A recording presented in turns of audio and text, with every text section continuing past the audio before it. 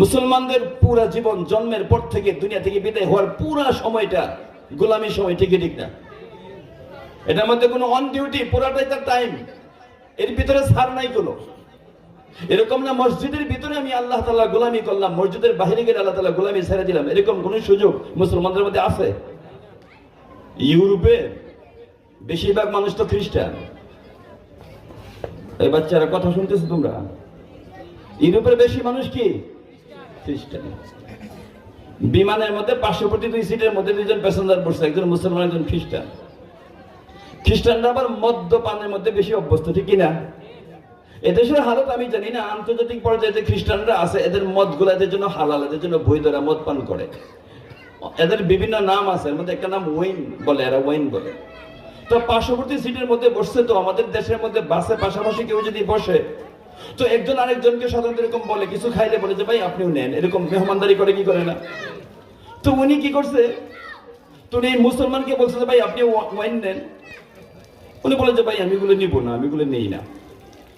আরে ভাই কেন নেবেন না? আপনি কি এখন মসজিদের মধ্যে আছেন নাকি? আপনি মুসলমান, মুসলমান, আপনি কি মসজিদে আছেন নাকি? না আমি তো মসজিদের মধ্যে নাই। আপনি তো গির্জাতে নাই, আপনি তো মসজিদের মধ্যে নাই, তাহলে আপনি একটু নিলে সমস্যা কোথায়? একটু ফুর্তি করেন না, সমস্যা কি?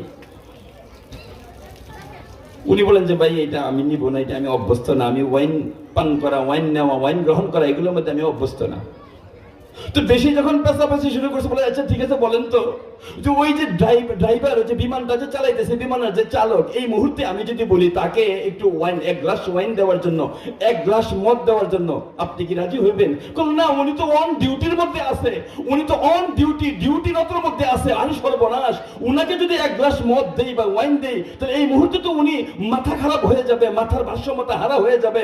আর উনি যদি মাথার ভারসাম্যতা হারা হয়ে যায় তাহলে তো বিমানটা অ্যাক্সিডেন্ট হবে। আর এরকম 17 মানুষ বিমানের মধ্যে, আপনি ওই ড্রাইভারকে এই জন্যই দিবেন না, বিমানের চালককে দিবেন না। বিমানের চালকটা ওয়ান ডিউটির মধ্যে আছে।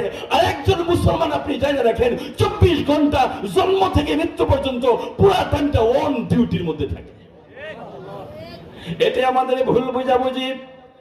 এই জন্য হাজী সাহেব যখন খানায় কাবার মধ্যে যাইয়া লাব্বাইক আল্লাহুম্মা লাব্বাইক বলে, সে মনে করে তখন আমি গোলামি করি। যখন আবার দেশের মধ্যে আসে, আবার সেই ঘুষ দুর্নীতির মধ্যে জড়ায়া যায়। যখন মসজিদের প্রথম কাতারের মধ্যে ইমাম সাহেবের পিছনে দাঁড়ায়, মুসলমানের মধ্যে দাঁড়ায় দাঁড়ায় আল্লাহু আকবার বলে, ওইখানে 1 নাম্বার হাতে সুন্দর তসবিহ দেখা যায়। মদিনা মুনাওয়ারা থেকে আতর ব্যবহার করে ইমাম সাহেবের পিছনে দাঁড়ায় দাঁড়ায় কত লম্বা লম্বা রুকু করে। আবার বাহিরে আয়েশা সুদের সাথে তার লেনদেন থাকে, সে